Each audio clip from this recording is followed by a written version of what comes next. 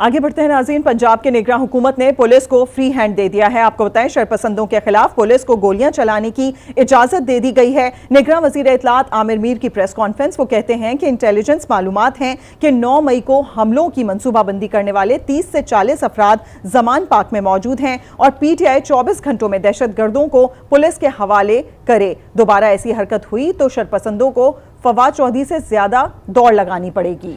इस मामले पे बात करेंगे। बैरिस्टर वकास ब्रेज इस वक्त हमारे साथ मौजूद हैं। बैरिस्टर साहब, इस वक्त जो बात की जा रही थी, एक फिजा जिसकी ज़रूरत है और वो है इस टेम्परेचर को कम करने की, कि किसी तरीके से हालात बेहतरी की तरफ जाए, डायलॉग की तरफ जाए, हतमी मुज़ाकरात की तरफ जाए और जो पॉलिटिकल टेम्परेचर है ये थोड़ा सा कम हो ताकि सूरत हाल और रियासत पाकिस्तान आगे बढ़े। ऐसे में इस तरह के बयान आप क्या समझते हैं, क्या हो सकता है?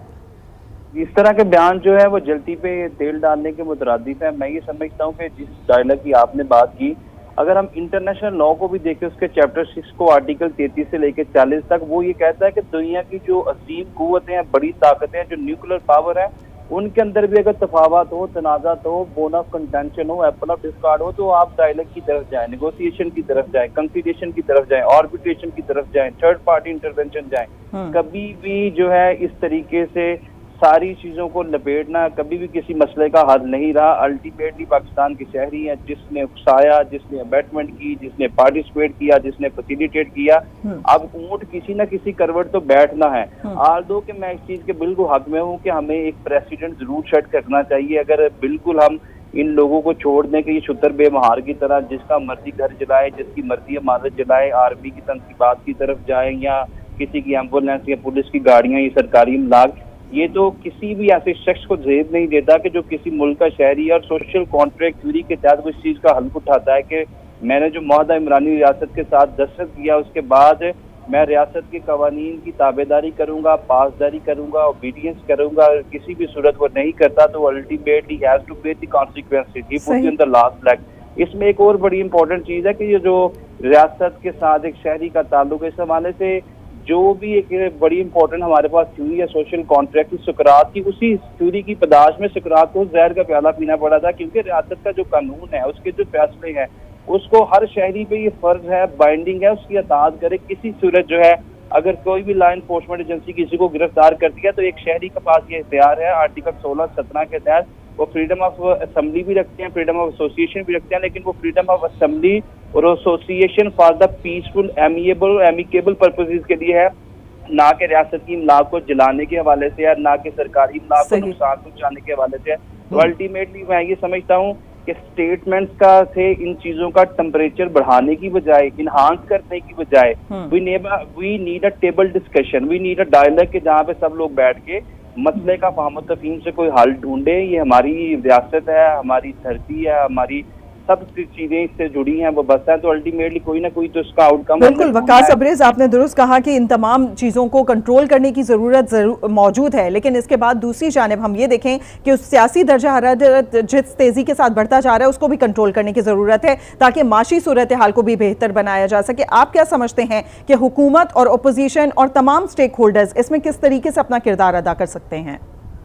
इनका बड़ा ही पैबिटल पार्टीनिंग किरदार हो सकता है। इवन के सुप्रीम कोर्ट ऑफ पाकिस्तान ने, आपको याद होगा कि 2 हफ्ते पहले जो समाअत की थी उसमें तमाम पार्टीज को इनवाइट किया था। इवन के सुप्रीम कोर्ट ऑफ पाकिस्तान की तरफ से इस तरह का जैसे हम वंस इन ब्लू मून या फ्यू फॉर बिटवीन कभी कभार देखते हैं, किस तरह का कोई मामला सुप्रीम कोर्ट जो डायरेक्शन दे के आप लोग बैठ के अपने मामला तो हाफम तफहीम से हल कर ले, और यही डायरेक्शन जो है हमारे सिपा सलाह साहब की तरफ से दी जा रही है कि मुल्क के मफाद में नहीं है ये सारी चीजें। ये जो सियासी दर्जा हरारत बढ़ चुका है, ये सारे के सारे लोग जो हैं, हमारी जो किसी के साथ डिफरेंस ऑफ ओपिनियन है, जो पॉलिटिकल आइडियोलॉजी के अंदर कोई डिफ्रेंशिएट करते हैं, तो अल्टीमेटली इन चीज़ों का ये हल तो नहीं है कि हम सरकारी इमलाक को जलाए, हम बम जो हम बाहर निकल आए और हम इस तरीके से तोड़ फोड़ और सारी चीज़ें डिस्टॉर्ट या डिस्पर्स करके रखते।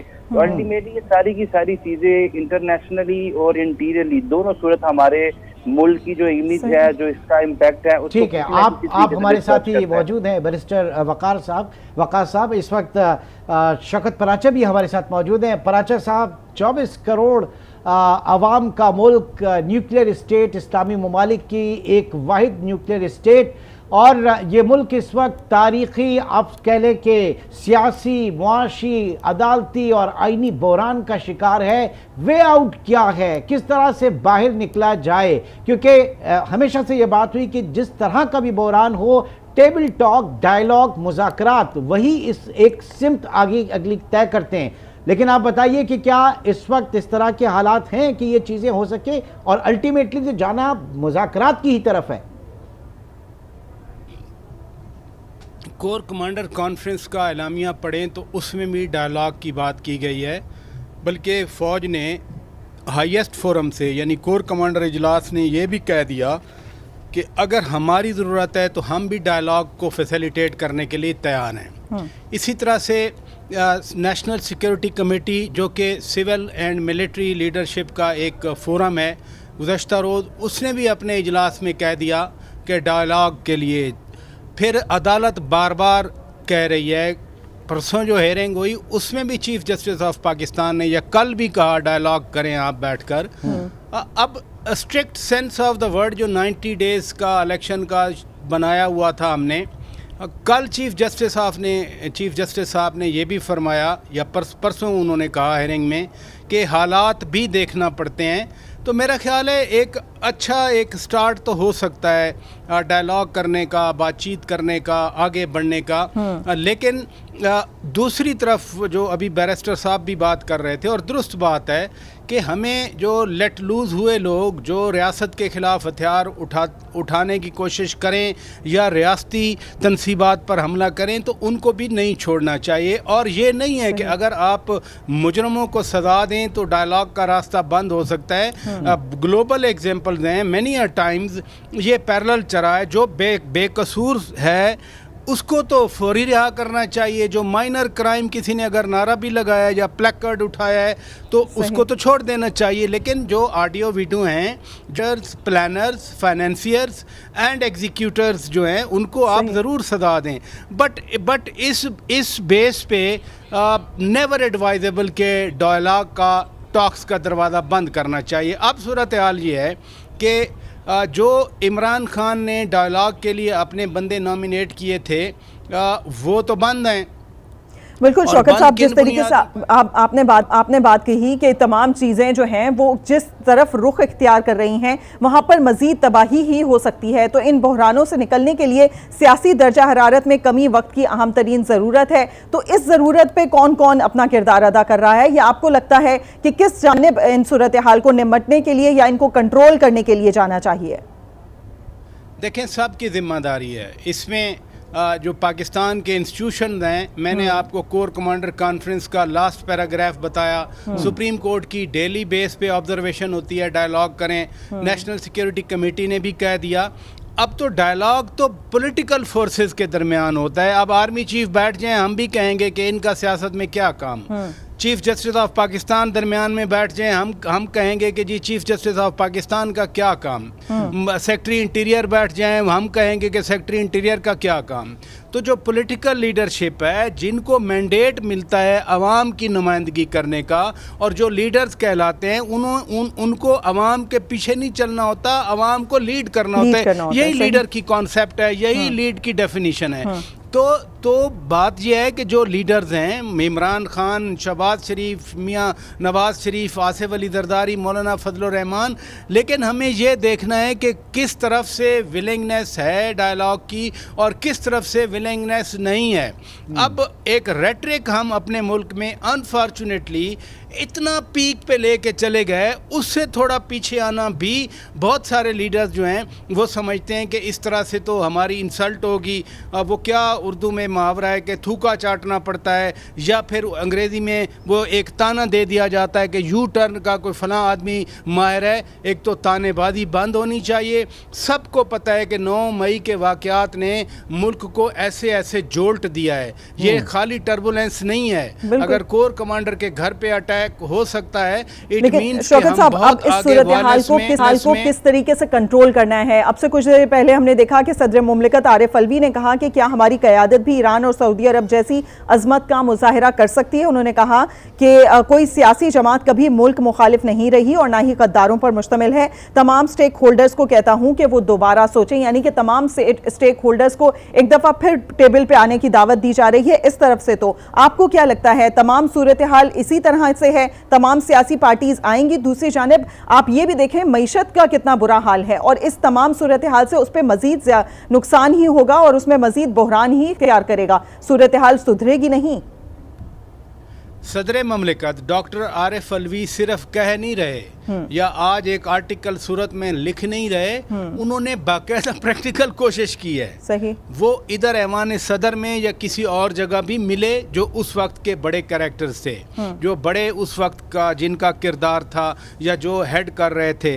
फिर वो लाहौर भी जाते रहे, 2 बार वो लाहौर गए, एक बार तो समरी दस्तखत करने थे, उस बार भी वो लाहौर गए, आर्मी चीफ की समरी थी। बात यह है कि उनकी एफर्ट्स कामयाब नहीं हुई। क्यों नहीं हुई ये सदर ममलिकत को भी मालूम है, ये आपको भी मालूम है और नाजरीन को भी मालूम है। मैं जो बात कर रहा हूँ कि जो रेटरिक है उससे हट के, उससे ज़रा नीचे आके, जो ये चोर डाकू की गर्दान या गद्दार की गर्दान है, अगर ये रेटरिक थोड़ा सा नीचे आएगा, मैं नहीं कहता सियासतदान अपने कॉन्स्टिट्यूएंट्स को एड्रेस करते हैं, सियासतदान नारे लगाते हैं, सियासत में स्लोगन बड़ा इंपॉर्टेंट होता है, अपना नैरेटिव बड़ा इंपॉर्टेंट होता है, लेकिन एक ऐसी सूरत हाल आ गई जिसकी तरफ आपने बरमला इजहार किया। IMF से एग्रीमेंट हमारा नहीं हो रहा, हमारी इकानमी नोज डाउन चली गई, डॉलर कहाँ पहुँच गया। लोग अल्टीमेट तो पाकिस्तान के अवाम हैं। अगर ये लीडर्स अवाम के नुमाइंदे हैं, अगर सियासतदान समझते हैं कि वो ट्रू रिप्रेजेंटेटिव हैं, तो फिर तो फोकस जो है पाकिस्तान के अवाम होने चाहिए, फोकस्ड पाकिस्तान के लोग होने चाहिए, फोकस्ड पाकिस्तान के अवाम की ज़िंदगी को आसानियाँ पैदा करना होना चाहिए। फोकस ये होना चाहिए कि किस तरह से जो कॉन्सेप्ट है पार्लिमानी डेमोक्रेसी का कि इज्तिमाई दानिश से फ़ायदा उठाते हुए क्या ऐसा किया जाए जिससे हमारी इकानमी प्रिवेल करे। वकास साहब बहुत अच्छा अहाता किया इस वक्त पराचा साहब ने। अब बात सारी ये है कि ये जो पॉलिटिकल पोलराइजेशन हुई हमारी सियासी अशराफिया की तरफ से, पॉलिटिकल एलीट की तरफ से, कोई एक पार्टी नहीं, सब इसके जिम्मेदार हैं। अब चाहे कोर कमांडर्स कॉन्फ्रेंस हो, चाहे नेशनल सिक्योरिटी कमेटी हो, या अदालत हो, या सदर मुमलिकत हो, ये एक स्टेक होल्डर्स कहा जा सकता है इनको, लेकिन ये फैसिलिटेटर और गारंटियर जरूर हो सकते हैं मुज़ाकरात के हवाले से, लेकिन ये मुज़ाकरात खुद नहीं कर सकते। तो अल्टीमेटली मुज़ाकरात जो है वो पॉलिटिकल फोर्सेस ने करने। तो 75वीं सालगिरह है पाकिस्तान के आइन की, और अनफॉर्चुनेटली पाकिस्तान की सियासी क़यादत, तमाम सियासी कायदीन, मैं कहूँगा कि वो सियासी बालिदगी का मुजाहरा नहीं किया, पॉलिटिकल जो मेच्योरिटी है वो नाबलद है पाकिस्तान से, और नतीजतन आज हम ये दिन देख रहे हैं। वकास साहब, You have absolutely put the nail on the head. I do agree with you. Pakistan को बने 75 साल हो गए और आइन को बने भी तकरीबन 50 साल के करीब हो गए, लेकिन जिस तरीके से हमारे पॉलिटिकल क्वार्टर जो एक्चुअली आइन के मुहाफिज भी हैं, इसके तहफ़्फ़ुज़ के दावेदार भी हैं, जामिन भी हैं, लेजिस्लेचर भी हैं, इट्स वेरी अनफॉर्चुनेट उनकी तरफ से बारहा इन 50 सालों के अंदर इस आइन के साथ खिलवाड़ किया गया, इसे तोड़ा गया, मरोड़ा गया, टिंट किया गया, फोल्ड किया गया, मोल्ड किया गया अपनी ज़ाती मफादात को आवाज़ देने के लिए। तो मैं ये समझता हूँ कि जहाँ पे भी हमारे पार्लियामेंटेरियन जो है वो सवरेनिटी ऑफ पार्लियामेंट की बात करते हैं, मेरे ख्याल में पार्लियामेंट एक ऐसा फोरम है, अगर हम ब्रिटिश पार्लियामेंट को देखें जहाँ पे जिसका ये 12 हवाला देता है, तो ब्रिटिश पार्लियामेंट को इतनी ज़्यादा पावर्स इसलिए दी गई हैं, जो उसकी एक डेफिनेशन है डी ल्यूम की, parliament can do everything except to turn man into women and women into man. एक मर्द को औरत और औरत को मर्द बनाने के अलावा पार्लियामेंट हर काम कर देती है। क्यों कर लेती है? कि वहाँ एथिकली और मॉरली वो एक दूसरे के राइट्स को भी देखते हैं, अपोजिशन अपना काम करती है, जो ट्रेजरी बेंचेस पे लोग बैठे हुए हैं वो अवाम की फलाह में बूथ के लिए मामला करें। लेकिन यहाँ पे मेरे ख्याल में सबसे बड़ा जो झगड़ा है वो पावर कॉरिडोर में जाने का है कि हमें इक़्तिदार मिले, हमें इफ्तिखार मिले, हमें इक़्तिदार मिले, और उसके लिए आइन की वायलेशन करनी पड़े, उसके लिए इंतखाबात को मुलतवी करना कोई भी रास्ता इख्तियार किया जाता है। बिल्कुल वकास साहब, आपने दुरुस्त फरमाया। शौकत, आपसे जानना चाहेंगे, शौकत पराचा, जो सूरत हाल इस टाइम बन रही है, खास तौर पर माशी सूरत हाल की बात करेंगे, एक आम आदमी की जिंदगी कितनी मुश्किल होती जा रही है, और अगर ये सूरत हाल इसी तरीके से चलती रही तो मजीद बिगाड़ ही पैदा होगा। दूसरी जानिब ये भी बताया जा रहा है कि IMF की जितनी शराइत थी, तकरीबन इसहाक डार वो तमाम अहदाफ मुकम्मल करने में कामयाब हो गए हैं, लेकिन उसके बाद जो ये सियासी सूरत हाल है, अगर ये असरअंदाज होती है और IMF का प्रोग्राम एक दफा फिर खटाई में पड़ता है, तो फिर तो एक आम आदमी की जिंदगी उसी तरीके से मजीद बिगड़ेगी। पहली बात तो ये है कि जिस मुल्क में अगर